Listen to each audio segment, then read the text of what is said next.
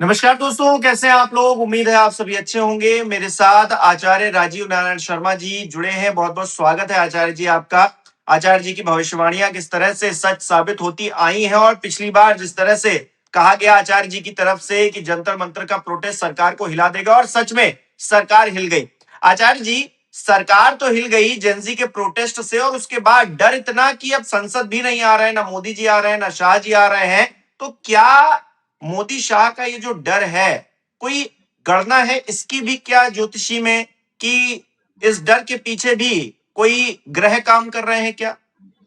ओह! बहुत अच्छी बात। अरे वाह! क्या बात आपने कही है, मेरे दिल को छू लिया। तो सबसे पहले तो आपके यहाँ वैसे हॉरोस्कोप है, 2 ग्रहों को मैं दिखा देता हूँ। ये हॉरोस्कोप भारत की हॉरोस्कोप दिखाइएगा, आपके ऑफिस में भी है।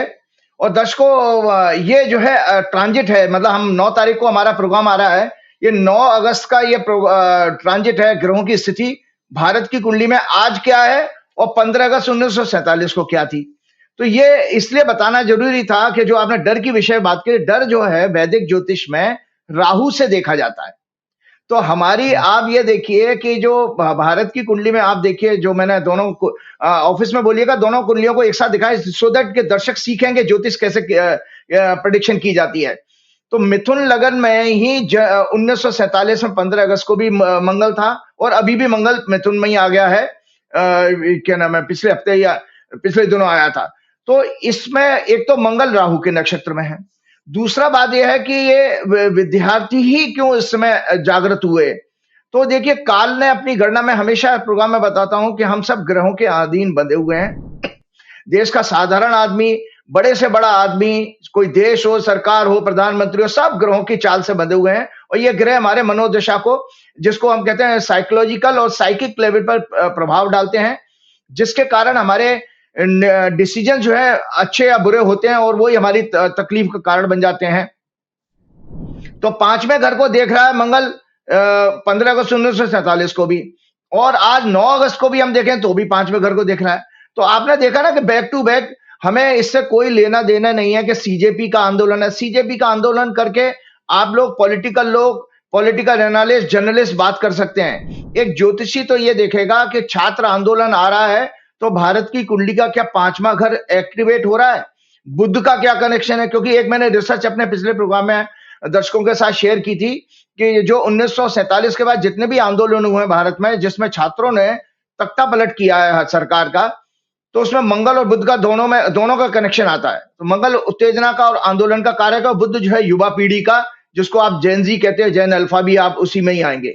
और तो इस तरह से ये देखिए, विधि का विधान है। काल ने नियति, मोदी अमित शाह को कोई विपक्षी पार्टियां, राहुल गांधी, कोई अखिलेश यादव के, अरविंद केजरीवाल नहीं हटा सकते हैं। भगवान ने ये स्वतः एक रचना रची, तो वो बच्चों के रूप में आ रही, क्योंकि मंगल जो है बुध की राशि में बैठे हैं, और कन्या राशि को प्रभावित करे। दोनों राशियों से बुध की राशि से कनेक्शन उनका आ गया, और क्या नाम है, राहु के नक्षत्र में है।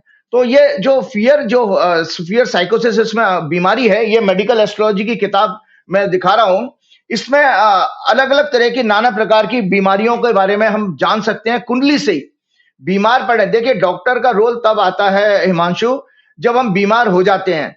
लेकिन एक एस्ट्रोलॉजर आपको बीमार होने से पहले ही बता सकता, जन्म के समय ही बता सकता कि ये बच्चा आपका डरने वाला होगा। तो मैं आज भाजपा की, आरएसएस की और अमित शाह की कुंडली दिखाना चाहता हूं कि क्या कारण है कि ये जो है संसद में नहीं आ रहे हैं, और डर क्यों गए। जो हजारों करोड़ रुपए खर्च करके, नरेंद्र मोदी जी के बारे में तो मैं अक्सर ये कहा, क्योंकि उनके कई बड़े नेताओं ने मुझे कहा कि उनका जन्म का समय वो गलत बताते हैं, तो इसलिए नरेंद्र मोदी की हॉरोस्कोप तो मैं डिस्कस करता नहीं हूं। तो मैं इसी डर को बता सकता हूं आपको आरएसएस की कुंडली से, बीजेपी की कुंडली से और अमित शाह की कुंडली से। तो ये डर जो है, इन लोगों ने हजारों करोड़ रुपए, जब से मोदी जी को ब्रांडिंग की गई और मोदी जी राजनीति में आए हैं, 12 साल गुजरात में रहे, तब तक तो लोगों को कुछ पता नहीं था, ज्यादा एक राज्य तक सीमित थे। केंद्र में आने के बाद इनका इतना हजारों करोड़ रुपए का, अब तो वो आपके सार्वजनिक भी हो गया है कि योगी आदित्यनाथ तो मोदी जी को भी पीछे छोड़ चुके हैं, कि जो बजट उन्होंने एडवर्टाइजमेंट पे, अपनी ब्रांडिंग पर सरकार का और अपनी छवि बनाने में जो खर्च किया, वो मोदी जी को भी पीछे छोड़ दिया। पता नहीं मैंने किस कैलकुलेशन में, कहीं मैंने पढ़ा था या सुना था किसी प्रोग्राम में, कि 1 से 2 करोड़ रुपए पर डे का खर्चा आ रहा है, अगर वो हजारों 6-7 हजार करोड़ को निकालेंगे तो। तो इतना पैसा खर्चा किया गया, तो ये छवि क्यों? और मोदी जी के बारे में तो एक अक्सर हिमांशु मैंने एक और बात शेयर की थी, किसी जर्नलिस्ट के जरिए मुझे पता लगा था, उसने प्रोग्राम में बताया था कि मोदी जी जब मुख्यमंत्री थे गुजरात के, तो गांधीनगर में उनके घर के पास से हाईवे जा रहा था, तो एक बार टायर फट गया और मोदी जी अपना घर छोड़ के भाग गए और पुलिस की गाड़ी में बैठ के भाग लिए वहां से, कि वो उनको लगा कि बम ब्लास्ट होगा। तो मोदी जी बेहद डरपोक हैं, और मुझे तो मुरली मनोहर जोशी जी ने, जो मोदी जी के गुरु भी रहे हैं, मोदी जी उनको कॉपी भी करते हैं। जब भाजपा में थे मोदी जी, तो मोदी जी अपनी एग्रेसिव छवि जोशी जी की वजह से बनाते थे। तो जोशी जी ने भी बताया था ये बेहद डरपोक इंसान है। तो मुझे कई सारे, शंकर सिंह बघेला जी ने भी बताया कि बहुत डरपोक हैं। तो दोनों के दोनों डरपोक हैं। ये केवल पुलिसिया कार्रवाई करके, जिसको पुलिस स्टेट कहते हैं, कि मतलब आप एडमिनिस्ट्रेटिव डंडा चला करके लोगों को डरा धमका दो, वो कोई ताकत नहीं होती है। ताकत ये होती है परिस्थितियों का सामना आप कैसे करते हो। देखिए, साहस जो है अलग चीज है, जो करेज होता है वो अलग है। करेज है, आपका शौर्य है, वेलोर है, पराक्रम है। ये वैदिक ज्योतिष में कुंडली के तीसरे भाव से देखे जाते हैं। और चंद्रमा बहुत मजबूत होना चाहिए। अगर आपका जो आप ज्योतिषी कारण पूछ रहे थे, अगर किसी का चंद्रमा पीड़ित है पाप ग्रहों से, और तीसरा घर भी अगर उसका पीड़ित है, तो ऐसा व्यक्ति कमजोर है, तीसरा घर, तो ऐसा व्यक्ति डरपोक तो होगा। इसके एक साइकोलॉजिकल डिसऑर्डर है, बीमारियां कही गई हैं डर के बारे में। तो मैं आपको बताना चाह रहा था कि ये बेसिकली मूलतः डरपोक हैं, दोनों के दोनों। तो एक तो ये आप अपने ऑफिस में बोलिएगा कि भाजपा की और उनकी हॉरोस्कोप जो है ये मैं दिखाता हूं, तो फिर मैं विवेचना साथ साथ एक साथ करता हूं। ये देखिए, आपकी ये आरएसएस की हॉरोस्कोप है दर्शकों, ये आपकी आरएसएस की हॉरोस्कोप है, और भाजपा की हॉरोस्कोप भी आपके पास है, ये भाजपा की हॉरोस्कोप है। दोनों हॉरोस्कोप को एक साथ लगवाइएगा ऑफिस में, तो मैं अच्छे से व्याख्या उसकी कर सकता हूं और आप लोगों को समझ में भी आ जाएगा, दर्शकों को। तो देखिए, ये टेक्निकल राइटअप है, मैं शेयर कर रहा हूं आप लोगों के साथ में। ये राइटअप दर्शकों को अक्सर मैंने इसलिए कहा था, हिमांशु पिछले प्रोग्राम में भी, आप मजे की बात बताऊं, मैंने जो आपके साथ जो पिछला प्रोग्राम किया था, तो उसमें कांवड़ के ऊपर जब मैंने बोला, तो उसमें कई सारे लोगों ने मुझे मैसेज किया कि आचार्य जी, हमने उसका कंटेंट कॉपी करके मीडिया में उसको न्यूज के रूप में शेयर किया। तो मेरी कोशिश यही रहती है कि जो मैं मेहनत करता हूं, जो मैं अपने नोट्स बनाता हूं, आप लोगों के साथ साझा करने से, शेयर करने से यह है कि आप उसको आगे फॉरवर्ड कर सकते हो, उसको समझ सकते हो। सत्य को बताना मेरा काम है। एक आचार्य का काम ही देखो हिमांशु ये होता है कि सत्य को बताना। तो ये मैं आपको हॉरोस्कोप बता रहा हूं, ये मैंने जो राइटअप है जरूर शेयर कीजिएगा। दो तरह की मेंटल डिसऑर्डर बीमारियां होती हैं, एक पैरानोइया कहलाती है, फोबिया कहते हैं जिसको साधारण इंग्लिश में, इंग्लिश का ही वर्ड है फोबिया, जिसको भय आना, डर होना, जो आप अभी मोदी और शाह जो क्या नाम संसद में नहीं आ रहे हैं, उसी टॉपिक पे आज आगे मैं बढ़ते हुए बता रहा हूं। एक पैरानोइया बीमारी होती है, दूसरी बीमारी होती है स्किज़ोफ्रेनिया। ये दोनों साइकोलॉजिकल डिसऑर्डर हैं जो आपके किसी भी व्यक्ति के अंदर डर को व्यक्त करते हैं। और ऐसा व्यक्ति जो है कितना ही खूबसूरत हो, कितनी लंबी चौड़ी पर्सनैलिटी का हो, लेकिन वो अपने सामान्य जिंदगी में इस तरह की चैलेंजेस को फेस करता है। तो मैं उसको आपको शेयर करके बताता हूं। क्या बीजेपी, अमित शाह, आरएसएस, मोदी की हॉरोस्कोप में फियर, फोबिया और पैरानोइया, स्किज़ोफ्रेनिया इस बीमारी के ग्रह योग हैं, जिसके कारण ये मानसून सत्र में संसद, मीडिया, विश्व और जैन अल्फा को फेस करने में डर रहे हैं। अकाउंटेबिलिटी को से और प्रश्न पूछने से भागते हैं। मोदी जी तो बहुत ज्यादा डरपोक है, वो प्रेस कॉन्फ्रेंस भी नहीं करते हैं, घबराते हैं। Democracy, fundamental rights, freedom, diplomacy का अर्थ नहीं जानते। इन लोगों को, भाजपा और आरएसएस के लोगों को, मोदी जी को, शाह को डेमोक्रेसी, फंडामेंटल राइट और फ्रीडम, डिप्लोमेसी का अर्थ भी नहीं पता है। ऐसे नेता, संस्थाएं देश ही नहीं संपूर्ण मानवता के लिए श्राप हैं। राक्षसों की, आपको पता है, राक्षसों के दर्शकों, राक्षसों की प्रवृत्ति भी ये होती है। राक्षस भी डरते थे, लेकिन वो केवल अपने क्रूरता से आम जनता को डराते थे। जैसे हम भयानक चेहरा धार्मिक सीरियल वगैरह में, पिक्चरों में देखते हैं कि राक्षस कैसा विकराल रूप लगा, आपको डराएंगे। लेकिन वो वही तरह का, क्योंकि ऐसे व्यक्ति जो लोग हिंसा की सोच रखते हैं या भेदभाव और या नफरत की बातें करते हैं, ये आंतरिक रूप से बड़े कमजोर होते हैं। क्योंकि जो आंतरिक रूप से स्ट्रांग, मजबूत इंसान होता है, वो सौम्य होगा, उसके अंदर क्षमा होगी, उसके अंदर विनम्रता होगी, नैतिकता होगी कि आंतरिक रूप से जब तक आप मजबूत नहीं होगे तब तक आपके अंदर सदाचार नहीं आ सकता, नैतिकता कभी नहीं आएगी। तो राक्षसों की प्रवृत्ति भी ठीक ऐसी ही होती थी। ऐसे चंड मुंड, दो चंड मुंड राक्षस हुए थे जिनका देवी जी ने हत्या की थी, मां दुर्गा ने। ऐसे चंड मुंड प्रवृत्ति के राक्षसों का अंत नारी शक्ति द्वारा ही होता है, हमारे सनातन धर्म के शास्त्रों के अनुसार। ऐसे राक्षसों का अंत हमेशा नारी शक्ति करती है। और पता नहीं क्या है कि नरेंद्र मोदी जी को छोटी छोटी बच्चियां गाली दे रही हैं, तो नरेंद्र मोदी जी बहुत विचलित हैं। कोई अगर उनकी जगह मेल होता तो नरेंद्र मोदी जाने क्या क्या कार्रवाई करवा देते उसके खिलाफ। सो ये हिमांशु पैरानोया मेंटल डिसऑर्डर है। It is characterized by excessive distrust, suspicion और fear that others are out or may harm or deceive them, often without evidence. It can manifest schizophrenia or anxiety disorder. Symptoms include hypervigilance. इसीलिए अमित शाह और मोदी ने अजीत डोभाल के साथ कुछ planning भी की है, अपने घरों की 3 लेयर सिक्योरिटी भी कर रखी है इन लोगों ने। यही कारण है कि ये प्रत्येक प्रोटेस्ट, चाहे वो किसानों का हो, छात्रों का हो, महिलाओं का हो, मजदूर आदिवासियों का हो, उसे कुचलने और खत्म करने का हर संभव प्रयास करते हैं डर के कारण। बड़े बड़े पत्थर गार्डर लगवाकर सड़कों में कीलें ग्राउंड करवा देते हैं। आपने देखा ना किसानों के लिए किस तरह से सड़क में कीलें लगवा दी थी इन्होंने। बेसिकली ये एक न्यूरोलॉजिकल डिसऑर्डर होता है, ये ब्रेन का डिसऑर्डर होता है। डर जो है आपके शरीर को नहीं होता, ब्रेन का कंसेप्ट है ये। So basically it is a neurological disorder, जिसके कारण पल्स रेट चेंज हो जाता है, ब्रेथलेसनेस होने लगती है, सांस उखड़ जाती है, बीपी, शुगर और डाइजेशन, स्लीपिंग डिसऑर्डर भी हो जाता है। यही कारण है कि मोदी जी जो 140 प्लस करोड़ भारतीयों के पीएम हैं, उनके पास इतना वक्त कहां से आ गया कि रात रात में जागकर रील्स बना रहे हैं। ये अंदर का डर है कि उनको स्लीपिंग डिसऑर्डर, इंसोमेनिया बीमारी हो चुकी है। बूढ़े तो हैं ही वो, 77 साल के हो गए तो बुढ़े तो हैं ही वो। उनको न्यूरोलॉजिकल प्रॉब्लम है, डिमेंशिया की प्रॉब्लम है, जो भूलने की बीमारी होती है डिमेंशिया कहते हैं। इसी कारण वो टेलीप्रॉम्प्टर लगातार यूज करते हैं कि वो स्वतः अपने आप बोल नहीं सकते किसी कंटेंट को। अब उनके अंदर ये चीजें ज्यादा बढ़ती जा रही हैं, तो ये उनके अंदर का डर है। स्लीपिंग डिसऑर्डर की बीमारी है। Similar mental and neurological disorder Donald Trump को भी है। डोनाल्ड ट्रंप को भी इसी तरह का ऑर्डर है। क्या हमने देखा था जब ईरान और इजराइल और अमेरिका का युद्ध चल रहा था तो डोनाल्ड ट्रंप रात को 2-2, 3-3 बजे ट्वीट करते थे। अरे भैया, आदमी इतना बड़ा, डोनाल्ड ट्रंप भी 80 साल से ऊपर के हो गए, 80 के आसपास है। तो ऐसा आदमी जो इतना बड़े देश का, दुनिया का सबसे शक्तिशाली देश है, रात को सोता क्यों नहीं है? तो ये न्यूरोलॉजिकल प्रॉब्लम है। उनको भी स्लीपिंग डिसऑर्डर है।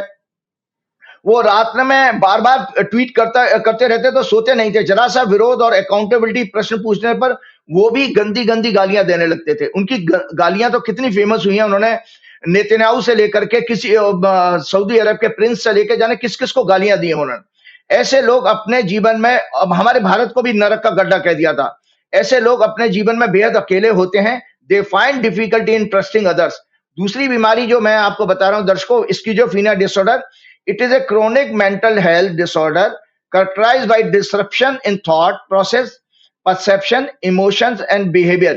ये व्यक्ति के सोचने, महसूस करने और व्यवहार करने के तरीकों को प्रभावित करती है ये बीमारी। ये एक ब्रेन का कॉम्प्लेक्स डिसऑर्डर है जिसमें रियलिटी और इमेजिनेशन में डिफरेंस करना बेहद मुश्किल है। यही मोदी जी के साथ यही परेशानी है। सिम्टम्स क्या होते हैं इसके, स्किज़ोफ्रेनिया के? डिल्यूजन, भ्रम, झूठी लेकिन मजबूत धारणाएं, जैसे मुझे कोई नुकसान पहुंचाने की साजिश कर रहा है या मैं एक विशेष व्यक्ति नॉन बायोलॉजिकल हूं, ऐसी धारणा बन जाती है। मोदी जी कहते हैं ना नॉन बायोलॉजिकल।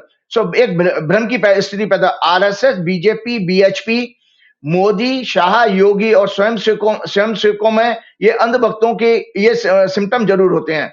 मति भ्रम, हेलुसिनेशंस, ऐसी चीजें देखना, सुनना, महसूस करना जो वास्तविक नहीं है। भारत, जैसे कि हम आरएसएस अक्सर कहता है ना, भारत हिंदू राष्ट्र हो जाएगा, विश्व गुरु, 56 इंच का सीना, ये सब मति भ्रम है। ये आपको काल्पनिक रूप से दिखाई दे रहा है, ऐसा कुछ होने वाला नहीं है। असामान्य या अव्यवस्थित बिहेवियर, भावनाओं का कम होना या चेहरे पर भावहीनता, संवेदनहीन होना। इसलिए Modi, Shah, Jain Z, Gen alpha पर देखिए, इनका आप जो मैं आपको बयान कर रहा हूं बीमारी का, उसके आप सिम्टम प्रैक्टिकल रूप से जीवन में देख सकते हैं कि इसीलिए Modi, Shah, Jain Z, Gen alpha पर पुलिस की बर्बरता कीलों वाली लाठी, इलेक्ट्रिक शॉक वाली लाठी, tear gas, palette guns, AK-47 की गोली, महिलाओं और बच्चियों पर सेक्सुअल असॉल्ट, एब्यूज, छात्रों की आत्महत्या, किसानों की आत्महत्या या दुर्घटना, प्राकृतिक प्रकोप में मरने वाले लोगों, सैनिकों, पैरामिलिट्री फोर्सों के जवानों के शहीद हो जाने पर उनके घर जाकर कभी आपने देखा हो सांत्वना देने गए हो 12 साल में नरेंद्र मोदी? कभी नहीं है। तो ये इनको स्किज़ोफ्रेनिया बीमारी का ही संकेत है। उनके परिवार के लोगों को गले लगाना तो दूर की बात है।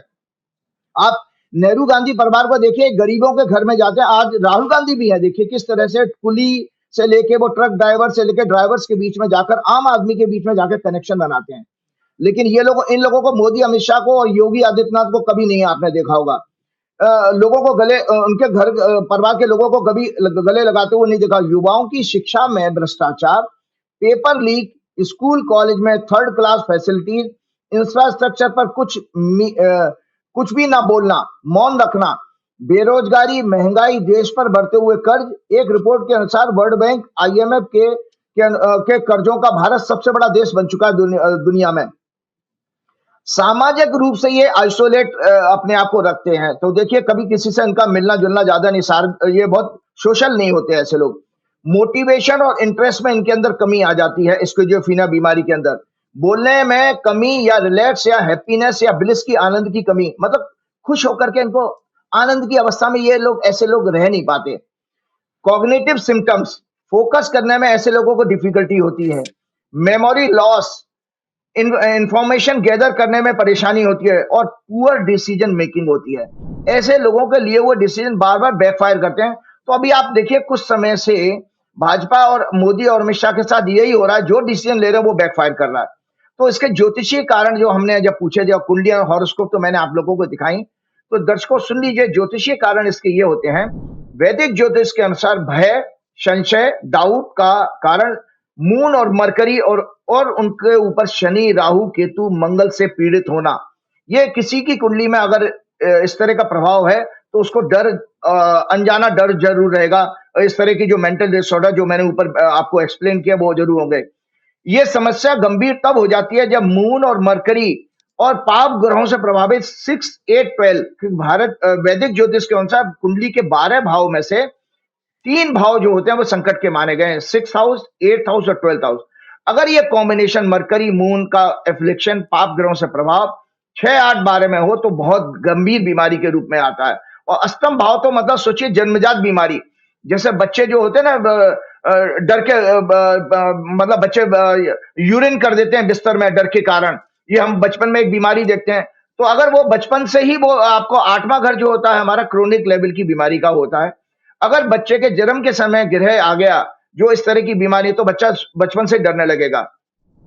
इसी तरह से हिमांशु आपने देखा होगा कि आप जैसे बहुत सारे मंदिरों में इन्होंने क्या ढोंग मचा रखा है। हमारे राजस्थान में मेहंदीपुर बालाजी है और कई भी जगह पे आप कहते हैं ना देवी आ गई, और या वो सर गरीब लोग जो है ना अपना सर घुमाने लगते हैं, वो पूरे बाल खोल करके, ये सब हेलुसिनेशंस के हैं, मति भ्रम होने के कारण है। ये एक मेंटल डिसऑर्डर, स्किज़ोफ्रेनिया बीमारी है जो उनके अंदर के डर के रूप में निकल के आती है। तो ये, और वैदिक ज्योतिष के अनुसार अगर उनकी कुंडली को विवेचना की जाए तो चंद्रमा और बुध की पीड़ा जरूर होगी और 6, 8, 12 से कनेक्शन होगा। इसको विषाद योग, विष योग कहते हैं अगर चंद्रमा और शनि साथ में हो। ग्रहण योग और पिशाच योग, मून और चंद्रमा और राहु साथ में हो, मून और केतु साथ में हो। श्रापित योग, शनि और राहु साथ में हो तो श्रापित योग मतलब पिछले जन्म का कोई श्राप आपको मिला हुआ था, इसके कारण ये आपको बीमारी आई है। पाप कर्तरी योग, पाप कर्तरी कहते हैं दर्शकों उनको कि जो ग्रह बैठा है उसके आसपास लेफ्ट और प्रीवियस हाउस में और एक्सीडिंग हाउस में अगर पाप ग्रह हो तो ऐसे ग्रह की जो पड़ोस है, नेबरहुड है, वो पाप ग्रहों के प्रभाव में आ गया तो ऐसा आपके अंदर भी वो कमी लेकर के आएगा। जैसे हिमांशु आपको देखिए, आप जहां रहते हैं उसके बराबर वाले मकान में या उसके दूसरे मकान में 2 क्रिमिनल अगर रहते हो तो उसका प्रभाव आपके ऊपर जरूर पड़ता है, मतलब उसकी मानसिकता, उनकी कार्रवाई का आपके जीवन में प्रभाव पड़ता है। तो इसी तरह से वैदिक ज्योतिष में माना गया है कि अगर कोई ग्रह है उसके बराबर में लेफ्ट और राइट में, मतलब आसपास में अगर 2 पाप ग्रह बैठे हैं तो वो भी पाप ग्रहों के प्रभाव से बच नहीं सकता। तो पाप कर्त्री कहते हैं, लग्न किसी की कुंडली में चंद्र या बुध पाप कर्त्री में हो तो भी इस तरह के स्किज़ोफ्रेनिया, पैरानोइया, डर वाली बीमारी का। अष्टम भाव का प्रभाव मून और लग्न एक्सपेक्टेड बाय 8th लॉर्ड और राहु और शनि और ऑल दोनों पर, तो भी इस तरह की बीमारी आती है। Moon mercury placement in 6, 8, 12 houses, बुध का और चंद्रमा का प्रभाव अगर 6, 8, 12 में जो मैं आपको बता चुका हूं, और इनकी दशा जब आ जाए, चंद्रमा में बुध की दशा और बुध में चंद्रमा की दशा अच्छी नहीं मानी जाती है। इसी तरह बृहस्पति, ये क्लासिकल ज्योतिष के कॉम्बिनेशन है कि बृहस्पति और बुध की दशा भी अच्छी नहीं मानी जाती है। तो इनका कारण यह है कि चंद्रमा मन का कारक है, बुद्धि जो है का कारक बुध होता है। तो हमेशा इंटेलेक्ट और माइंड में 36 का आंकड़ा होता है कि मन हर चीज को अपनी इच्छानुसार जल्दी जल्दी करना चाहता है, जबकि बुद्धि उसमें पॉज लगाती है, वो सोचती है सोच समझ के करो, चिंतन के साथ करो। तो बुद्धि के लिए वो डिसीजन हमेशा आपको फायदा पहुंचाते हैं, और मन के द्वारा लिए हुए डिसीजन आपके साथ धोखा भी कर सकते हैं। तो डाउट और इंडिसीजन कंफ्यूजन के ग्रह योग हैं बुध शनि योग, बुध राहु केतु योग। बुध अगर नीच का है और कंबस्ट है, जुपिटर अगर आपका नीच का है और कंबस्ट है, पाप ग्रहों के प्रभाव में हो। 3rd हाउस और 5th हाउस, 5th हाउस हमारी वैदिक ज्योतिष में दर्शकों वो होता है जो बुद्धि का होता है। 3rd हाउस होता है हमारा पराक्रम का, प्रयास करने का, मनोभाव का भी होता है। तो और आपका संगत का भी तीसरा घर ही होता है। तो आपने संगत भी अगर आपकी खराब है तो भी आपके अंदर डर आ जाए। जैसे आपका उठना बैठना ऐसे लोगों में जो हमेशा नेगेटिव बातें करते हो और डर की बातें करते हो, तो आपके अंदर भी रात को सपने आने लगेंगे बुरे बुरे। तो वो 3rd हाउस का प्रभाव हो गया। तो 5th house, 3rd house, 5th Lord, 3rd Lord अगर पाप ग्रहों के प्रभाव में हो तो भी डाउट्स, संशय और इंडिसीजन कंफ्यूजन के ग्रह युग हैं। चंद्रमा बुध दोनों एक साथ पीड़ित हो तब भय और संशय दोनों एक साथ स्ट्रांग होते हैं। बुध चंद्र की दशा या चंद्र बुध की दशा अच्छे परिणाम नहीं देती। चंद्रमा मन, cognitive health, emotions, feelings, perception, state of mind, thinking, problem of BP इसका कारक है। शनि लॉन्ग इन्फ्लुएंस, वरी, तमोगुण, और राहु अकारण अचानक भ्रम और शंका का कारक है। केतु अनक्लियर, आध्यात्मिक भय, बुद्धि का विच्छेद होना। गुरु श्रद्धा और विवेक, और मंगल उत्तेजना, क्रोध, हिंसा, ब्लड का डिसऑर्डर है। पिछले प्रोग्राम में हमने एक बात भी की थी, जब राहुल गांधी ने जिस तरह से मूर्ख और अंधभक्त की बात की थी, तो उसको मैं ज्योतिष के कॉम्बिनेशन आज फिर बता देता हूं, क्योंकि ये मेरा प्रोग्राम लोग लेक्चर के रूप में रखते हैं, नोट्स बनाए कि किस तरह से हम कुंडली में इन चीजों को देख सकते हैं। इडियट, मूर्ख, जड़ बुद्धि, वैदिक ज्योतिष के अनुसार मरकरी और 5th हाउस बुद्धि को सिग्निफाई करता है, यही विजन के कारक भी हैं। विजन जो होता है ना कि वो दूरदृष्टि होना, वो आपका दृष्टिकोण, वो 5वां घर है। एस्ट्रोलॉजिकल रीजन बुध और 5th हाउस, 5th लॉर्ड पाप ग्रहों के प्रभाव में। बुध 5th लॉर्ड का प्लेसमेंट 6, 8, 12 हाउसेज में, पाप ग्रहों के प्रभाव में। बुध प्लस शनि योग। चंद्रमा केम द्रुम में हो या नीच का हो।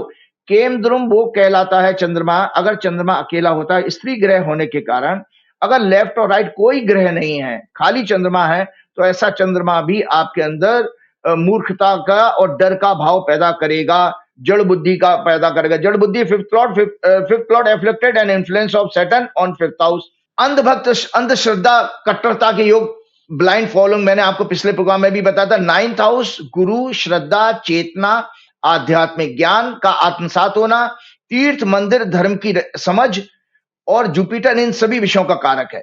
गुरु चंडाल योग, जुपिटर राहु केतु से पीड़ित हो, 6 से 12 हाउसेज में हो। इसमें व्यक्ति ट्रेडिशन, संस्कृति और ज्ञान को छोड़कर पाखंड, अधर्म, मायाग्रस्त होकर व्यभिचार, दुराचार के मार्ग पर चलता है। उसके अंदर कट्टरता, अंधविश्वास और उसकी श्रद्धा विश्वास भी इसी तरह दुष्प्रभाव से युक्त होती है। वो छल कपट करने की सोच रखता है, उसी को वो अपना आदर्श मानने लगता है। 9th हाउस, 9th लॉर्ड इफ्लिक्टेड हो तो ऐसा व्यक्ति अंधभक्त जरूर होगा। राहु केतु से खास है। 9वां घर और 9वें घर का स्वामी अगर राहु केतु के प्रभाव में है, तो ऐसा व्यक्ति हमेशा जो है अंधभक्त बनेगा। तो मैंने दर्शकों जो आपको बीजेपी और आरएसएस की हॉरोस्कोप दिखाई है, दर्शकों आप देख लीजिए, जो इनकी दोनों की हॉरोस्कोप में 9th हाउस और 9th लॉर्ड, 9th हाउस और 9th लॉर्ड दोनों की हॉरोस्कोप में राहु केतु के प्रभाव में।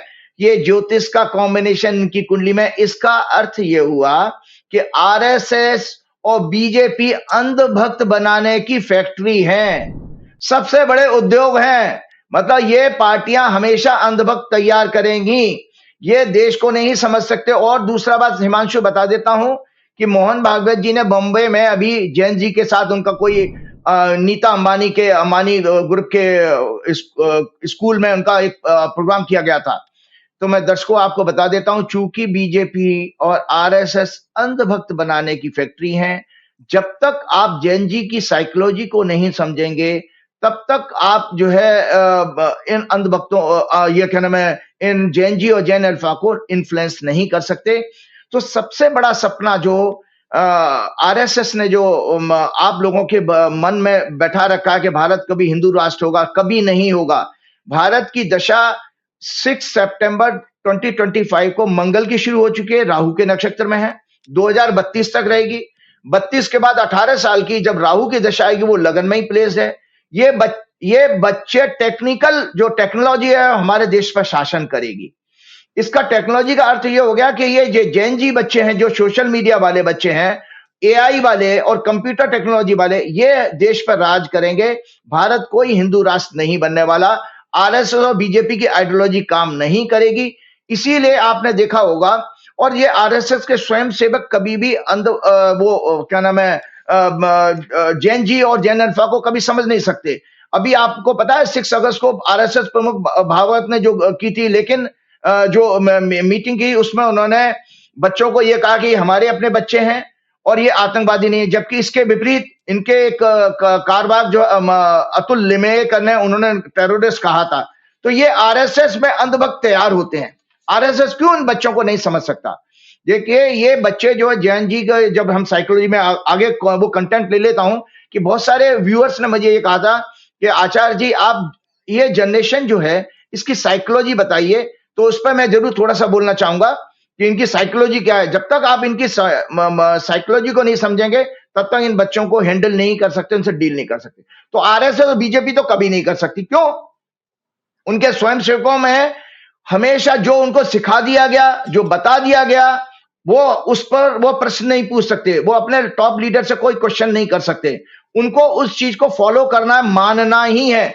जबकि ये जनरेशन बिल्कुल इस तरह की नहीं है, अपने माँ बाप से प्रश्न पूछ लेती है ये जनरेशन। तो ये जैन जी और खासतौर से इनके एक सांसद, दिल्ली के सांसद ने जैन जी, जो हमारा जंतर मंतर पे आंदोलन हुआ था हिमांशु, उसको ये कहा कि वहां तो पंचर लगाने वाले बच्चे पहुंचे थे। ये इन बेवकूफों को, हाँ, तो इसलिए आपको देखिए इन लोगों को ये नहीं पता कि वो बच्चे हाईली टेक्निकल थे, कितने कलरफुल ड्रेसेस में पहुंचे थे, कितने लाइवली बच्चे थे, उनका सेंस ऑफ ह्यूमर कितना अच्छा था। उन्होंने मीम्स और रील्स के जरिए ही अपनी बातों को कितना अच्छे ढंग से एक्सप्रेस किया था। ये इन नेताओं को अंधभक्ति में, चाहे कोई भी भाजपा हो या आरएसएस के लोग, इन लोगों को पता ही नहीं है कि आप केवल अंधभक्ति ही पैदा कर सकते हो। आपके अंदर कोई चेतना वाला व्यक्ति तो है नहीं कि चेतना वाला व्यक्ति होता है वो विरोध जरूर करेगा, गलत बात को गलत जरूर कहेगा। जैसे कभी आपने सुना है कि किसी आरएसएस के स्वयंसेवक ने यह कहा कि मोहन भागवत ने पाकिस्तान के साथ संबंध सुधारने की बात कही है, उसका हम विरोध करते हैं? कभी आपने देखा राम माधव कैसे आप आईएसआई के एक मिलिट्री जनरल से श्रीलंका में मिल लिए और पाकिस्तान से संबंध सुधारने की बात कर रहे हैं? कैसे दत्तात्रेय होसवाले अमेरिका में जाकर के पाकिस्तान के साथ संबंध सुधारने की बात करो? यहाँ आप हिंदू मुसलमान और पाकिस्तान भारत करते फिरते हो देश के अंदर। तो किसी भी अंधभक्त ने, बीजेपी के आदमी ने इनसे पूछा? कभी नहीं पूछा होगा। तो इसलिए क्योंकि ये लोग समझ नहीं सकते, तो आप आपके ऑफिस में, आपके कहीं अगर वीडियो जरूर दिखाए कि किस तरह के अंधभक्त ये पैदा कर रहे हैं। आपने देखा कांवड़ यात्रा में देखें कैसे वो बच्चे कितने चीप डांस कर रहे हैं, लड़कियां भी वो चीप डांस करती हुई दिखाई दी, मारपीट कर रहे हैं, नशा कर रहे हैं। ये ऐसे जैन जी को तैयार कर रहे हैं। ये जैन जी नहीं है बल्कि वो प्योर अंधभक्त हैं, ब्लाइंड, जिसकी मैंने अभी ज्योतिषी कारण बताए। आरएसएस में अंधभक्त तैयार होते हैं और वे अपने लीडर से प्रश्न नहीं पूछ सकते। और इसी तरह भाजपा में मोदी सरकार की जातियों पर, महिलाओं, दलितों, आदिवासियों, किसानों पर, मजदूरों पर अत्याचार, चुनावी हेराफेरी, संवैधानिक संस्थाओं पर कब्जा, डेमोक्रेसी को खत्म करने की कोशिश, इकोनॉमी, बेरोजगारी, एजुकेशन में आरएसएस के लोगों द्वारा भ्रष्टाचार और उनके अपॉइंटमेंट पर, ट्रंप के द्वारा भारत का अपमान करने पर, महंगाई और अन्य अपराधों पर कभी ये प्रश्न पूछते हुए देखा इन लोगों को, बीजेपी के और इन लोगों को?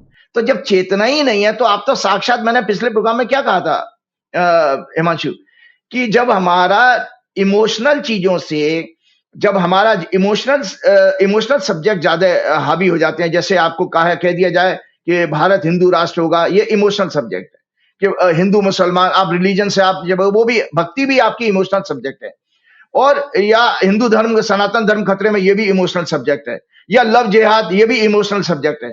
जब आप जरूरत से ज्यादा इमोशनल सब्जेक्ट पर फोकस करते हो, तो आपकी ब्रेन की जो आपका एनालिटिकल फिल्टर है, उसकी जो मसल्स हैं वो वीक होना शुरू हो जाते हैं, श्रिंक होने लग जाती हैं, तो वो सोचना समझने की शक्ति कमजोर होती चली जाती है।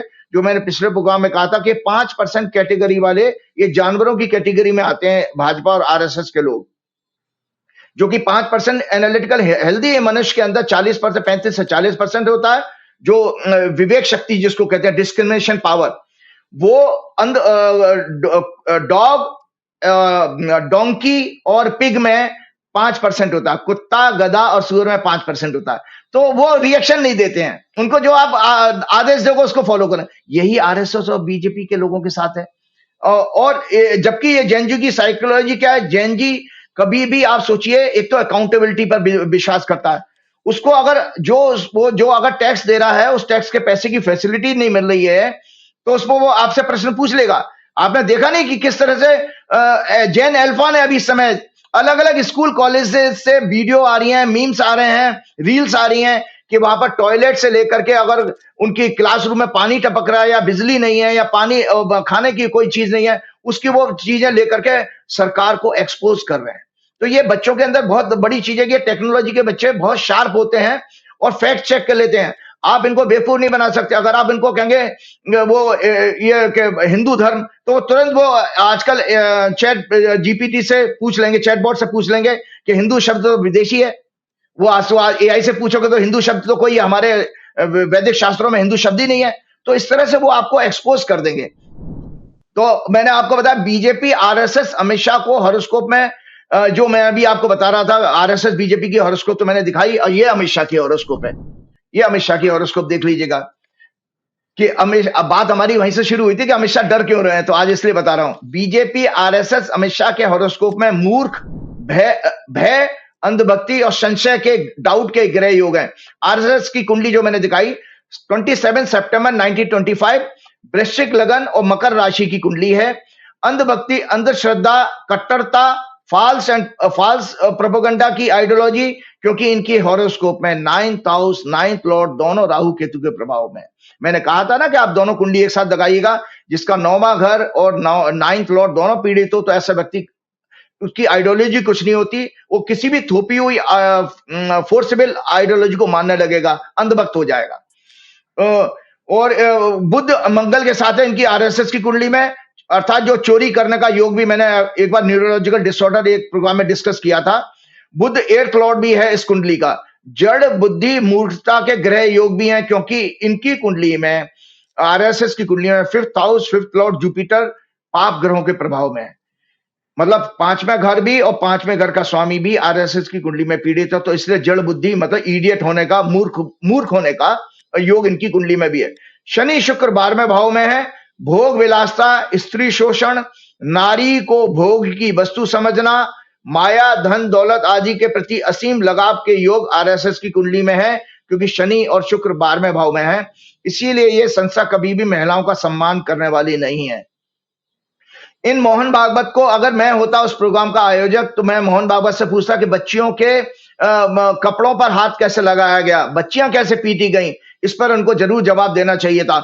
इसीलिए कुछ बच्चियां बाहर निकली थी, तो उन्होंने मोहन भागवत के साथ प्रोग्राम की पूरी कलई खोल दी थी। बीजेपी की हॉरोस्कोप में आता हूं, 6 अप्रैल 1980 को बनी है।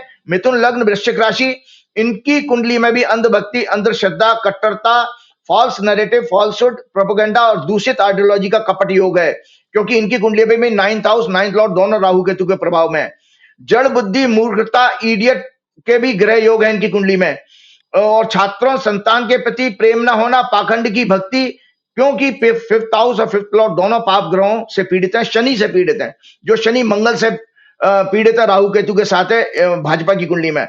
बुद्धि का कारक बुध भी राहु केतु और शनि मंगल से पीड़ित है। केम ध्रुव का चंद्रमा है, इनका चंद्रमा नीच का है बीजेपी की हॉरोस्कोप में, जो छठवें भाव में पड़ा रोग के घर में, उसके आगे पीछे कोई ग्रह नहीं है। तो केम ध्रुव का भी है, नीच का भी है और मंगल से पीड़ित है, इसलिए बहुत खतरनाक पार्टी की कुंडली है ये। नीच का रोग और रोग के छठवें भाव में मंगल से पीड़ित है, थर्ड हाउस से। चंद्रमा बुध के नक्षत्र में और शनि एट लॉर्ड है। तो इस तरह से आप देखिए। अब आता हूं अमित शाह जी की कुंडली में कि अमित शाह जी डर क्यों रहे हैं दर्शकों।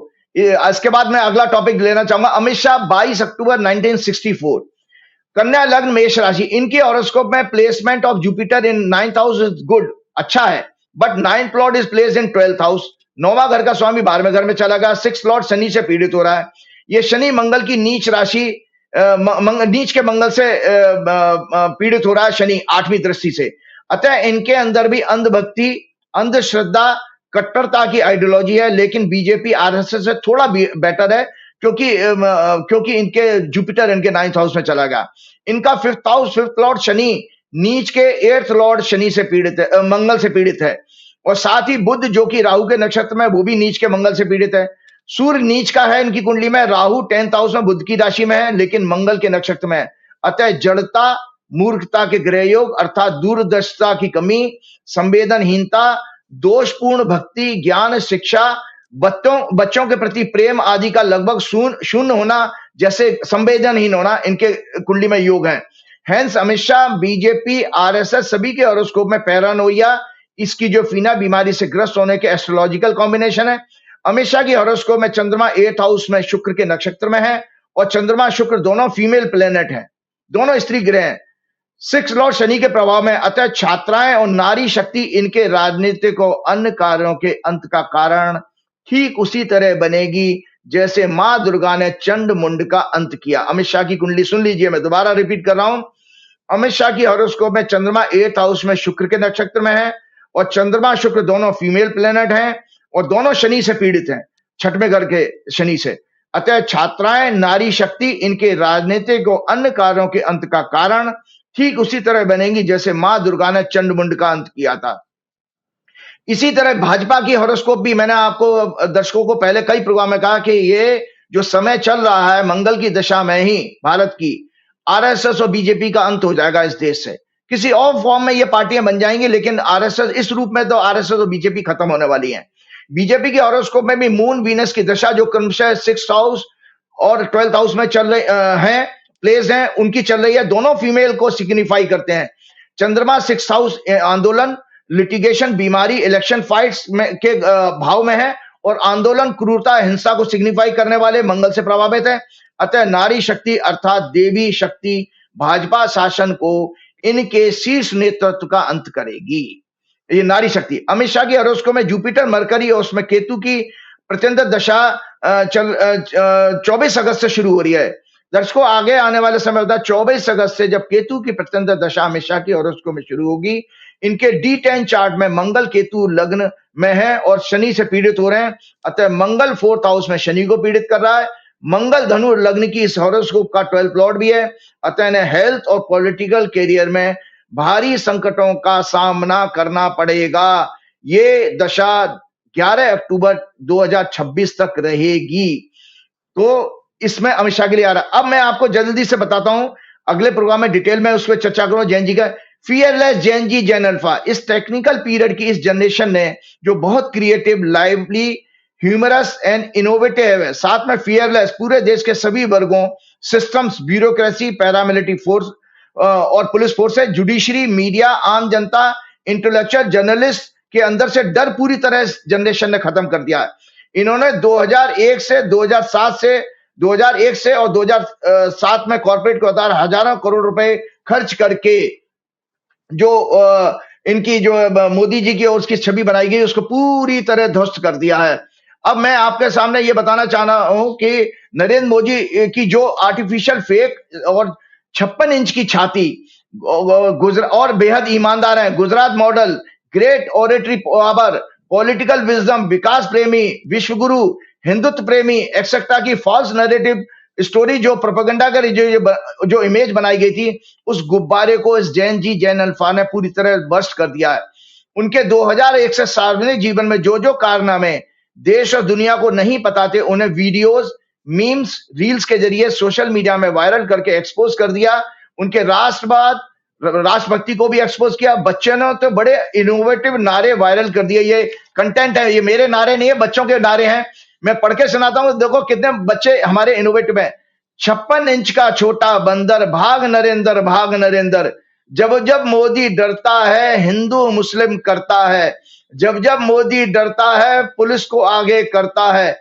एक और बहुत सुंदर नारा था, चाय पीकर जिसके हाथ में झूठा कप देना था उसके हाथ में देश दे दिया, अब बोलते हो विकास चाहिए। तो ये जैन जी रिवोल्ट कब करती है? जैन जी का देखो, मैं आपको बताना चाह रहा था कि जैन जी की साइकोलॉजी क्या है। ये कंटेंट है, ये हर माँ बाप को, जो जिनके घर में जैन जी है, मेरे घर में भी एक बच्चे जैन जी हैं, तो ये माँ बाप को सुनना चाहिए। जैन जी जो बॉर्न है 97 से 2012, और 2012 के बाद 26 तक जो है वो जैन अल्फा है। इनकी मेन कैरेक्टरिस्टिक्स हैं जैन जी की, technology and digital, always online, expert in multitasking activities and prefer short term content, reels and TikTok, diversity and inclusion. ये भेदभाव नहीं मानते, जात पात नहीं मानते, इसलिए आरएसएस और बीजेपी का एजेंडा तो फेल हो गया। ये मानते ही नहीं है। They are the most diverse generation, open-minded about race, ethnicity, gender and sexuality. मतलब जो आजकल LGBTQ है, और आइडेंटिटीज आर एक्सेप्टेड, किसी भी तरह की आइडेंटिटी को एक्सेप्ट कर दिया। इनके अंदर हिंदू मुसलमान, कास्ट एंड क्रीड, देश विदेश, भाषा, संस्कृति आदि का कोई भेदभाव नहीं होता। दरअसल एक ये सच्चे फॉर्म में वसुदेव कुटुंबकम की फिलॉसफी में बिलीव करते हैं। व्यवहारिक बहुत होते हैं, प्रैग्मेटिक हैं। They focus more on reality than dreams. They value financial security, job stability and work life balance. देखो ये इसीलिए फेक न्यूज को इनकी जो बीजेपी की आईटी सेल है टोटली फ्लॉप हो गई, क्योंकि ये रियलिटी में बिलीव का, जो भी आईटी सेल के आंटी अंकल व्हाट्सएप ग्रुप के भेजते हैं तो ये उनको फैक्ट चेक कर लेते हैं आजकल, तो इनको आप बेवकूफ नहीं बना सकते। सोशल एक्टिविस्ट बहुत अच्छे होते हैं, ये very active on issues like climate change, social justice, mental health, condition of elder people, they prefer serving elderly people. They are very empathetic, love to serve, और authenticity मतलब ये सत्यता को बहुत पसंद करते हैं। They dislike anything like fake. They seek transparency in brands, leadership and relationship. इसलिए ये मोदी शाह भाजपा संघ गोदी मीडिया की आइडियोलॉजी को हेट करते हैं, नफरत करते हैं, और social media content Rahul Gandhi, actor Vijay जैसे लोगों को ज्यादा पसंद करते हैं। आपको ये बताना चाह रहा था कि इसमें इनका जो है ये कब रिवोल्ट कब कर देते हैं, तो रिवोल्ट करने का, ये आंदोलन करने के लिए मजबूर क्यों होते हैं, इसके बाद मैं अगला टॉपिक लेता हूं। जैन जी यूथ आंदोलन के लिए कब मजबूर होते हैं? Gen Z is generally peaceful, digital, empathetic, issue based in activism, लेकिन जब बहुत लंबे पीरियड से एक्यूमुलेटेड एंगर, फ्रस्ट्रेशन, और उन्हें अगर कोई इमीडिएट ट्रिगर या स्पार्क मिल जाए तो ये बहुत बड़े स्केल पर प्रोटेस्ट करने सड़क पर उतर आते हैं, और बिना सिस्टम को चेंज किए वापस नहीं आते। मतलब वर्ल्ड की सारी लीडरशिप के हिस्से में चेंज आएगा, अगर इनके मन में धुन सवार हो गई तो ये सत्ता पलट के मानेंगे।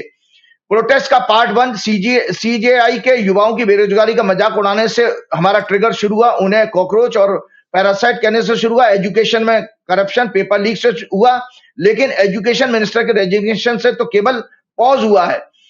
2 अगस्त को मंगल के मिथुन राशि में प्रवेश करने से तो मैंने आपको पहले ही बताया, तो अब सीधा वहां शुरू हो गया उनका क्या नाम है, झारखंड में। और एक और चीज है, unfair policies, job quotas, favouritism और बेनिफिट्स गिवन टू एलिट्स और the people associated with powers, ये उस चीज को भी बहुत नापसंद करते। Prolong political instability, dominance of old elites, Modi, Shah, Ambani, Adani, Gyanesh Gupta, ज्यादातर वैश्य कम्युनिटी और बिजनेस फैमिलीज के द्वारा और ब्यूरोक्रेसी के द्वारा जो हमारा एरोजन ऑफ डेमोक्रेसी हो गया है, वोट चोरी, एसआईआर, लोकल ब्यूरोक्रेसी के इस्तेमाल से, वोट एडिशन डिलीशन से, पैरामिलिट्री फोर्सेस के दुरुपयोग से, जबरन चुनाव जीतना, अन्य विपक्षी दलों के एमपीज एमएलए खरीदना, राज्यपाल और अन्य संवैधानिक संस्थाओं के दुरुपयोग से सत्ता हड़पना आदि, लोगों की आवाज, मीडिया का दमन, प्रश्न पूछने वालों पर फर्जी मुकदमे लगाना, एंड लैक ऑफ अकाउंटेबिलिटी। तो इस चीज को ये लोग बहुत निगेटिव मानते हैं और ये विरोध में खड़े हो जाते हैं। डिजिटल कनेक्टिविटी है इनके पास में, इनको कोई लाला का अखबार नहीं चाहिए अपना विज्ञापन देने के लिए, तुरंत सेकंड्स में पूरे वर्ल्ड लेवल में आपकी इंफॉर्मेशन पहुंचा सकते हैं। Social media accelerates mobilisation, but banning the social media platform create even stronger backlash. They backfire. These movements are often leaderless or student-led, creative, using art, music, videos, reels, memes, and largely non-partisan. आपने देखा था कि जब आंदोलन तो CJP से शुरू हुआ था, फिर वांगचुक आ गए इसके अंदर, लेकिन आज कोई वांगचुक के बारे में बात कर रहा है ना। तो इस आंदोलन को आप दर्शकों सुनिए कि वैदिक ज्योतिष के अनुसार, मैं बार बार मंगल और बुद्ध का कनेक्शन बता रहा हूं, ये स्वतः छात्रों का आंदोलन है। अब वो छात्र झारखंड का हो चाहे उत्तर प्रदेश का, कहीं का भी हो, मतलब इस देश की सत्ता को अगर पलटेगा कोई सीजेपी नहीं बदलने जा रहा है, कोई अभिजीत दिप्ते नहीं बदलने जा रहा है, ये स्वयं छात्र ही इस चीज को टेकअप कर लेंगे। तो इसके साथ मैं आगे बढ़ता हूं कि एक एस्ट्रोलॉजिकल इवेंट अपने यहाँ होने जा रही है। एक तो मैं आपको बता देता हूँ, जो है हिमांशु, मैंने आपको इंडिया और उसकी हॉरोस्कोप दिखाई थी, जो आज ग्रहों की स्थिति है।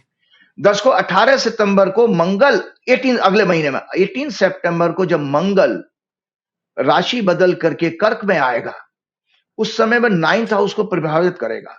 और इस समय जो मैंने दोनों हॉरोस्कोप दिखाने का मतलब ये था कि मंगल जो है राहु को प्रभावित करेगा उस समय 8वीं दृष्टि से, जो इस समय 10वें घर में चल रहा है।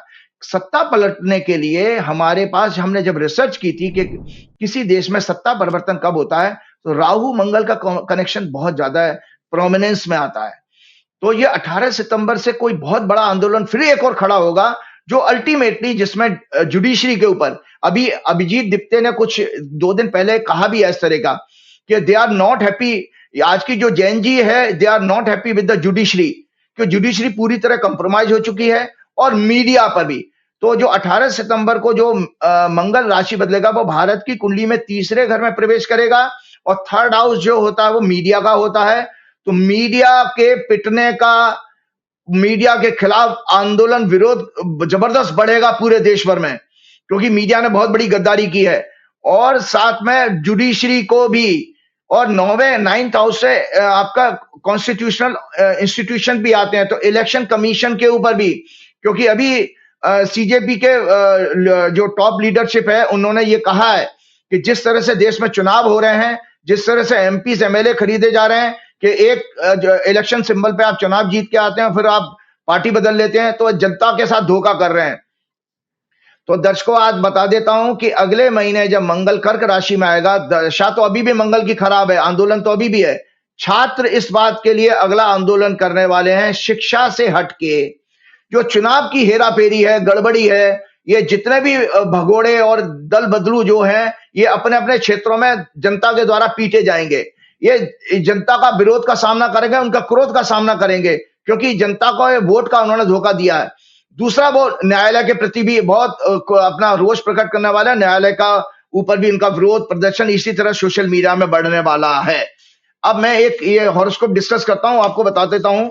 इस 12 अगस्त को ये सूर्य ग्रहण पड़ रहा है, और ये सूर्य ग्रहण जो पड़ रहा है, वो इसमें आप देखिए कि पाप कर्त्री जो योग मैंने समझाया, इतना समझे, मेष लगन में शुरू होगा। हालांकि ये सूर्य ग्रहण हमारे देश में नहीं देखा जाएगा, लेकिन खगोलीय घटना है, मतलब सूर्य को तो आप, सूर्य के अस्तित्व को तो नहीं आप खत्म कर सकते। तो सूर्य का अर्थ होता है हिमांशु राजा, जो गवर्निंग बॉडी होती है, ब्यूरोक्रेसी होती है। तो सूर्य ग्रहण का मतलब है राजा के लिए कष्ट। ये हमारे वैदिक ज्योतिष की कई, ये जो मंडेन एस्ट्रोलॉजी की किताब है, अक्सर मैंने आपको दिखाता रहता हूं, ये मंडेन एस्ट्रोलॉजी का सब्जेक्ट है, इक्लिप्स का ये हॉरोस्कोप, ये बुक है। तो इसमें यह है कि राजा के लिए कोई भारी कष्ट आने वाला है।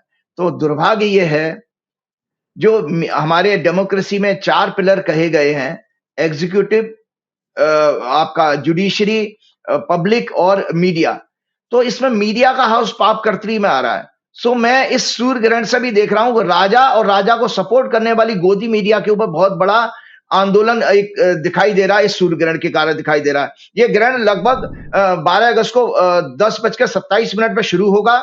मैक्सिमम इस ग्रहण का 11:16 पर है, 23 आवर्स 16 मिनट पर, और अगले दिन 13 तारीख को ठीक 12:04 पर खत्म हो जाएगा, 24 आवर्स 4 मिनट में खत्म हो जाएगा। भारत में नहीं है, भारत की हॉरोस्कोप का 12th हाउस उदय हो रहा है इसमें, बीजेपी की कुंडली का 11th हाउस उदय हो रहा है, अमित शाह की कुंडली का 8th हाउस उदय हो रहा है।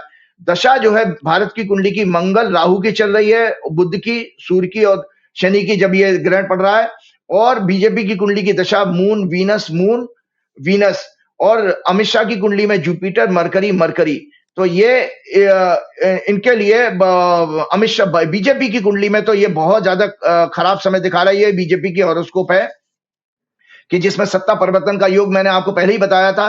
साथ में एक एस्ट्रोलॉजिकल घटना और घट रही है, ये सूर्य संक्रांति आ रही है। 17 अगस्त को सूर्य राशि बदलेगा। इसमें भी आप देखिए 10वें भाव पर सिंह लगन बहुत बुरी तरह पीड़ित हो रहा है। सिंह राशि 4th हाउस होता है, और 4th हाउस का मतलब होता है आपका डोमेस्टिक हालात, डोमेस्टिक। तो हमारे देश में गृह युद्ध जैसे फिर हालात पैदा होंगे। ये सोलर संक्रांति जो 17 अगस्त से अगले 15 सितंबर तक का जो महीना है, ये देश के लिए बहुत अच्छा नहीं है। प्राकृतिक प्रकोप बढ़ेंगे, दुर्घटनाएं होंगी, आम जनता का जान माल का बहुत नुकसान होने वाला है, बाढ़ आदि की समस्या भी बहुत ज्यादा आने वाली है। और साथ में ये जो है छात्रों महिलाओं का, इस आंदोलन में एक चीज हमने देखी थी, छात्रों महिलाओं ने बहुत ज्यादा बढ़ चढ़ के हिस्सा दिया था। अब एक हॉरोस्कोप और मैं आपको चर्चा करता हूं कि 15 अगस्त आ गया है। इस अगले प्रोग्राम में मतलब हमारा 15 अगस्त को पड़ेगा। तो उसकी हम जब एक वर्षफल देखते हैं, एनुअल हॉरोस्कोप, वार्षिक फल किसी का जब देखा जाता है, तो जब आपकी सूर्य की डिग्री उसी डिग्री पर आ जाए जिस समय आपका जन्म हुआ था, तो वहां से वर्षफल शुरू होता है। तो हम पूछते हैं कि हमारा ये वाला साल कैसा जाएगा। तो दर्शकों, आजाद भारत की कुंडली को का एनुअल हॉरोस्कोप भी हमें स्टडी करना चाहिए कि देश की राजनीति में कोई भूचाल तो नहीं आने वाला है। तो उसको भी हमें पढ़ने के लिए, ये एनुअल हॉरोस्कोप है नीचे बॉटम में। ये जब भारत की एनुअल हॉरोस्कोप जो शुरू हो रही है, वो कर्क लगन में शुरू होगी। और मुंथा जो है, इसमें मुंथा एक मैथमेटिकल पॉइंट होता है जो कनेक्ट करता है जन्म की कुंडली को और आपकी क्या नाम है, गोचर की कुंडली को। तो 6वें भाव में मुंथा आई है। मुंथेश जो है एक्सोल्टेड है, लग्न में पहुंच गए हैं। 3rd हाउस बुरी तरह से पीड़ित हो रहा है शनि मंगल से। इस एनुअल हॉरोस्कोप में मीडिया के ऊपर बहुत बड़ा कष्ट दिखाई दे रहा है। मीडिया और पड़ोसी देशों से संबंध कोई खराब होने वाले हैं आपके, मतलब 3rd हाउस पड़ोसी देशों का भी होता है। चाइना हो, पाकिस्तान हो, कोई भी हो, पड़ोसी देश का मतलब पड़ोसी। तो ये जो भारत का वर्षफल ये बताता है कि पड़ोसी देशों से कोई भयंकर आपके तनाव बढ़ने वाले हैं। साथ में मीडिया का सर्वनाश होने वाला है, जो गोदी मीडिया का सर्वनाश का युग आ गया है।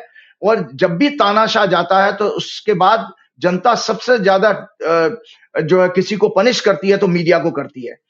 और इसमें मुंथा भी जो है शनि मंगल दोनों से पीड़ित हो रही है। तो ये वर्ष बहुत अच्छा नहीं है। जुपिटर इसका ईयर लॉर्ड बनेगा जो 9th लॉर्ड है। मुंथा इन 6th हाउस ज्योतिष के अनुसार मानी गई, खराब मानी गई है। Theft, enemies, death, disease, accident, litigation, prediction. If Munta is placed in 6, 8, 12 and afflicted by Mars, Saturn, Rahu, it is extremely bad. 10th lord in 12th house, सत्ता परिवर्तन दिखाई दे रहा है इसके अंदर, इस एनुअल हॉरोस्कोप में भारत की।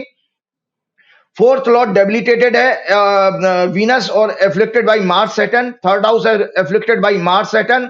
Extremely bad for media, TV, print, as Moon Lagna Lord is also afflicted. तो ये हॉरोस्कोप के साथ एक टेक्निकल चीज सुनाते हुए फिर खत्म करने जा रहा हूं। हमारे जैन जी जो हमारे जो ये आज के यूथ हैं हिमांशु, बहुत इंटेलिजेंट है। मैं जब इनको सुनता हूं तो मेरे भी आंख में आंसू आ जाते हैं। हमारा देश बड़ा बहुत सुरक्षित हाथों में जाना है, हमारा सबका भविष्य है। वो आप भी जैन जी में हैं मुझे नहीं पता, लेकिन ये देखिए बहुत नॉलेजेबल है। इनको संविधान का बारे में भी पता है, फंडामेंटल राइट्स के बारे में भी पता है। तो अक्सर लोग मेरे से कहते हैं तो मेरा प्रोग्राम एजुकेटिव प्रोग्राम भी है। तो मैं आज आपको दर्शकों को बताना चाहता हूं, उसके साथ ही प्रोग्राम समाप्त करूंगा, कि हमारे भारत के संविधान की प्रस्तावना क्या है। आज बहुत सारे बच्चे अगर नहीं देखते हो तो इस प्रोग्राम के जरिए वो अपने नोट्स बना सकते हैं, जान सकते हैं हमारे डेमोक्रेसी का मीनिंग क्या है, फ्रीडम का मीनिंग क्या है। हम कहते हैं स्वतंत्रता दिवस मना लेते हैं, बधाइयां भी दे देते हैं व्हाट्सएप पर, लेकिन हमें फ्रीडम का असली मीनिंग नहीं पता है।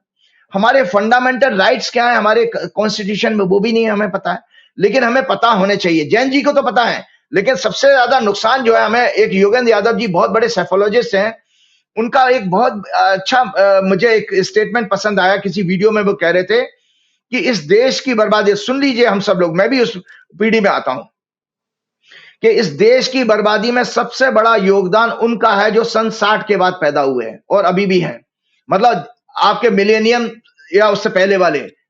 तो इन लोगों ने सबसे ज्यादा कंप्रोमाइज किया, ये सबसे ज्यादा आलसी, निरर्थक और सेल्फिश हो गए। इन्होंने सत्ता, ये पिट रहे हैं, लिंचिंग भी देख रहे हैं सड़क पर, ये भेदभाव भी देख रहे हैं, मंदिर मस्जिद को तोड़ते हुए भी देख रहे हैं, लेकिन खामोश रहे हैं। तो लेकिन ये अगर जैन जी नहीं होते तो हमारे देश में सत्ता परिवर्तन की होप भी नहीं पैदा होती। तो ये बच्चों ने हमारे लिए अंदर एक साहस पैदा कर दिया कि हम आज उम्मीद कर सकते हैं कि ये सत्ता तो जाने वाली है। इसके साथ साथ एक चीज और जल्दी से मैं सुनाता हूं कि आज का दिन बहुत महत्वपूर्ण है, क्या नाम है हिमांशु, आज का दिन इसलिए महत्वपूर्ण है कि ये जो क्या नाम है, इस दिन हमारे अगस्त क्रांति शुरू हुई थी। ये जो अगस्त क्रांति का आज ही के दिन भारत छोड़ो और क्या नाम है, करो या मरो का नारा गांधी जी ने दिया। तो आज बच्चों, पहले इस प्रस्तावना के पढ़ने के बाद ही मैं आपसे आग्रह करूंगा कि आज आप कॉरपोरेट की दलाल, इजराइल अमेरिका की दलाल सत्ता को छोड़ने का नारा दीजिए कि अमेरिका इजराइल की दलाल सत्ता, भारत छोड़ो, इस तरह का 9 अगस्त के दिन आप आंदोलन का आप शुरुआत कर सकते हैं। तो ये है भारत की ये प्रस्तावना। इसके साथ मैं आपको खत्म करता हूं प्रोग्राम। ये राइटअप है, शेयर कीजिएगा जरूर। भारत के संविधान की प्रस्तावना, पीएमएबल कहते हैं, preamble. We, the people of India, having solemnly resolved to constitute India into a sovereign, socialist, secular, democratic republic, and to secure to all its citizens justice, social, economic, and political, liberty of thought, expression, belief, faith in worship, equality of status and of opportunity, and to promote among them all fraternity, assuming the dignity of the individual and the unity and integrity of the nation. In our Constituent Assembly, this 26th day of November 1949, 26 नवंबर 1949 को ये प्रस्तावना बनी थी। Do hereby adopt, enact and give to ourselves the Constitution. Meaning of freedom in a democracy. Freedom in a democracy means empowering individual to live authentically while contributing to a shared governance system, and people collectively hold power, ability to vote for office and engage in political process without coercion, arm twisting and compulsion. This includes fair elections and representation, gender, caste and class of each section. Fundamental right हमारे क्या है constitution के? Right to freedom of speech and expression, right to equality, gender, caste and creed, racism, right to freedom of religion, faith and belief, right against exploitation, right to constitutional remedies, cultural and educational rights. These fundamental rights are not absolute and subject to reasonable restrictions as necessary for the protection of public interest. Constitution says that the responsibility of the legislature, means politician, government, bureaucracy, institution, is not just to provide fundamental rights, but also more importantly to safeguard them. They act as limitation on the power of legislature and executive under Article 13, and in case of any violation of these rights, Supreme Court and High Court have the power to declare such legislature or executive action as unconstitutional and void. The world is mad today. It runs after dissection and despotism, oppressive absolute power and authority exerted by government. The enormous hatred generated against human life and achievement has left no sense of humanity or human love in the words politics of today. We must, इसीलिए इस 15 अगस्त पर हम एक resolution लें। एक resolution हम सबको लेना चाहिए अपने घरों में। बच्चे हमारे, हम चाहेंगे कि जैन जी बच्चे, जैन अल्फा बच्चे अपने अपने माँ बाप को इस रेजोल्यूशन को 15 अगस्त के दिन शेयर करें। और मेरी आप सब लोगों को स्वतंत्रता दिवस की एडवांस में बहुत बहुत शुभकामनाएं। तो मैं चाहूंगा कि आप इन वर्ड्स को अपने घर में शेयर करें, डिस्कस करें।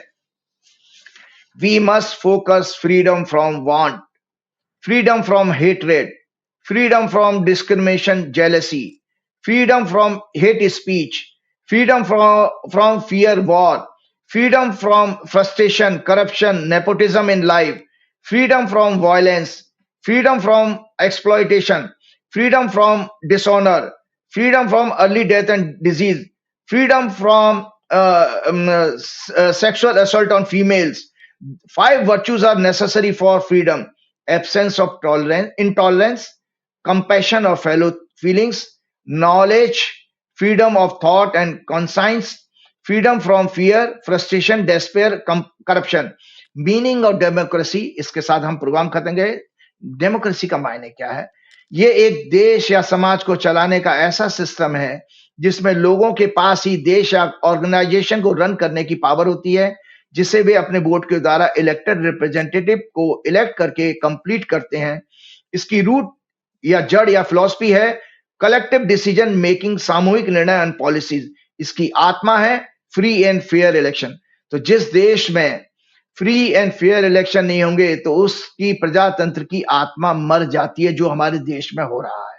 तो आज युवाओं से कहें, मेरा आह्वान है कि बच्चों, इस आत्मा को मरने से आप बचाइए और इलेक्शन के आप जो आपने रेजोल्यूशन लिया उसको जल्दी शुरुआत कीजिए कि इस इलेक्शन को, इलेक्शन कमीशन को और इनसे जुड़े हुए लोगों को जरूर प्रोटेस्ट के जरिए इनको ह्यूमिलेट करिए। इनके परिवार लोगों को भी आप टारगेट कर सकते हो सोशल मीडिया पे। इक्वल क्योंकि मैं फिर दोबारा रिपीट करता हूं, डेमोक्रेसी की आत्मा है free and fair elections. Equal voting rights, it carries equal weight regardless of caste, creed and class. इसमें सिस्टम की अकाउंटेबिलिटी में लीडर्स पब्लिक के प्रति रिस्पॉन्सिबल होते हैं डेमोक्रेसी में। The term come from the Greek word demos means people and kratos means rule. It means rule by the people for the people. Voter की उदासीनता, apathy, low turnout, election manipulation, misinformation, media control, elite capture, अगर media का कब्जा हो जाए सरकार पर, सत्ता पर और मीडिया पर, क्रोनिक कैपिटलिज्म और कंट्रोल ऑफ फ्यू पावर पर पीपल्स, ब्यूरोक्रेट्स, पॉलिटिशियन, इसको कमजोर करने वाले सबसे बड़े शत्रु माने गए हैं हमारे इस डेमोक्रेसी के। इसलिए फिर चलते चलते मैं हनुमान जी से प्रार्थना करूंगा कि हमारे देश को भगवान है प्रभु आशीर्वाद दीजिए, इन बच्चों को, युवाओं को आशीर्वाद दीजिए कि अपने संघर्ष में आगे भी इस देश की सारी सामाजिक बुराइयों को दूर कर सकें। और हम बड़ों को, हमारे लोगों को चाहिए कि हम इन बच्चों को ब्लेसिंग्स देते रहें और इनको लव अफेक्शन दें। बड़े प्यारे बच्चे हैं, इनके अंदर कंपैशन बहुत है। इनको केवल आप प्यार से सुनिए। जो भागवत जी ने सही पहचाना इस बात को, तो कि इनको सुनना चाहिए। ये बहुत लॉजिकल और इंटेलिजेंट बच्चे हैं। तो श्री गुरु चरण सरोज रज निज मन मुकुर सुधार, वर्ण रघुवर विमल जसु जो दायक फलचार। बुद्धिहीन तनु जान के सुमरो पवन कुमार, बल बुद्धि विद्या देव मोह हरऊ कलेश विकार। जय श्री राम, जय हनुमान। आचार्य जी, बहुत बहुत शुक्रिया आपका, बहुत बहुत धन्यवाद। तमाम मुद्दों पर आपने जो है चीजें बताई हैं, काफी कुछ हम आपसे सीखते हैं और इस बार भी सीखा है। हमारे दर्शक इस तरह से देख रहे हैं, कमेंट करके जरूर बताएं। आचार्य जी के लिए 2 शब्द जरूर लिखें। बहुत बहुत शुक्रिया हमारे दर्शकों का भी, आचार्य जी का।